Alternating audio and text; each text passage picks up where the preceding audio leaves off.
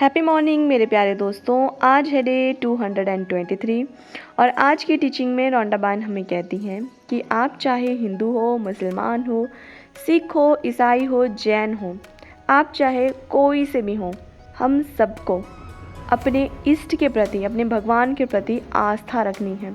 अब आस्था क्या होता है? आस्था होता है एक तो आपका भक्ति भाव प्लस आपका अटूट विश्वास अपने भगवान के ऊपर।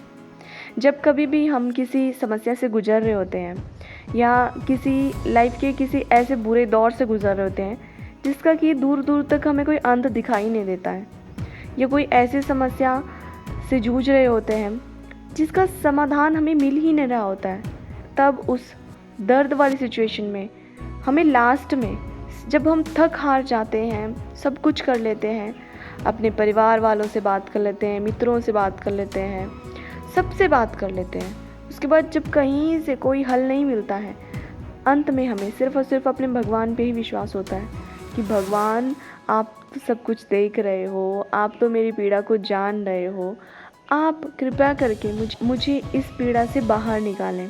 और जब आपकी पूरी आस्था अपने भगवान के ऊपर होती है तो आप देखोगे, आप पाओगे कि आपको वहाँ से एक रोशनी की किरण मिलती है और धीरे धीरे आपके उन कष्टों का निवारण हो जाता है।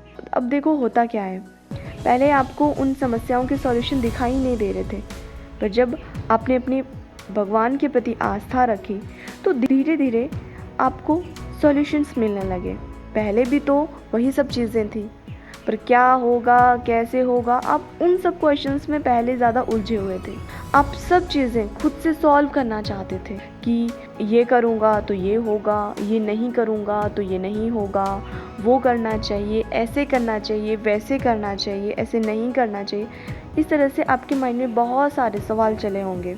पर जब आप अपनी आस्था भगवान के ऊपर रखते हो तो ये जो सारे क्वेश्चंस होंगे कि कैसे होगा, कब होगा, किस तरह से होगा, वो सारे ख़त्म हो जाते हैं, क्योंकि उस वक्त आप समर्पण कर देते हो अपने भगवान पे। तो आपको अटूट विश्वास होता है अपने भगवान पे कि भगवान मेरे लिए ये सब करेंगे, और उस वक्त आप खुद को अलाउ कर देते हो। ये सुना है बोलते हुए, या खुद भी कभी बोला होगा कि भगवान अब मेरी नैया आपके हाथों में है, आप ही से चलाओ, है ना?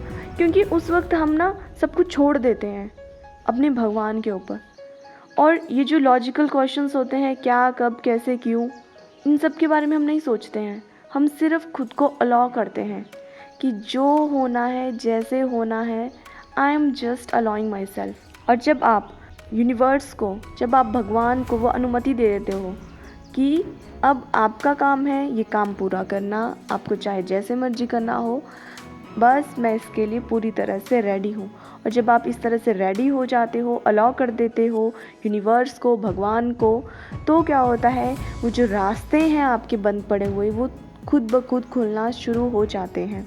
आप यूनिवर्स को अलाउ करते हो कि चुंबक के जैसे वो सब चीज़ें आपके पास लेके आएँ। देखो, एक और बात मैं आपको बता दूँ कि जब हम कोई बड़ा सपना देखते हैं तो हमें वो शुरू में ऐसा लगता है कि ये सिर्फ एक सपना ही है, ये कभी पूरा नहीं होगा।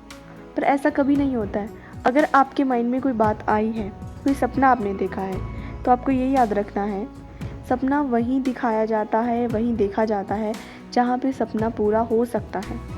आपका सपना चाहे जितना भी बड़ा क्यों ना हो, वो पूरा होगा, उसका पूरा होना तय है, इसलिए ही वो आपको दिखाया गया है।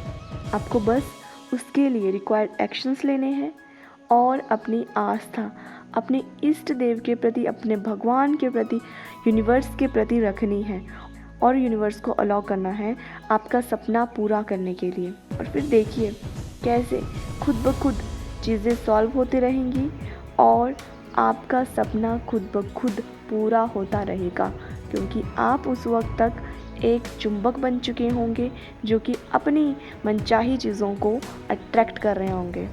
ठीक है, तो आज खुद पे काम करते हैं, खुद की चेकिंग करते हैं। चेक कीजिए क्या आपकी आस्था भगवान के प्रति, यूनिवर्स के प्रति सच्ची है, पूरी है? क्या आपने यूनिवर्स को अलाउ किया है कि वो आपके सपने आपके लिए पूरे करें?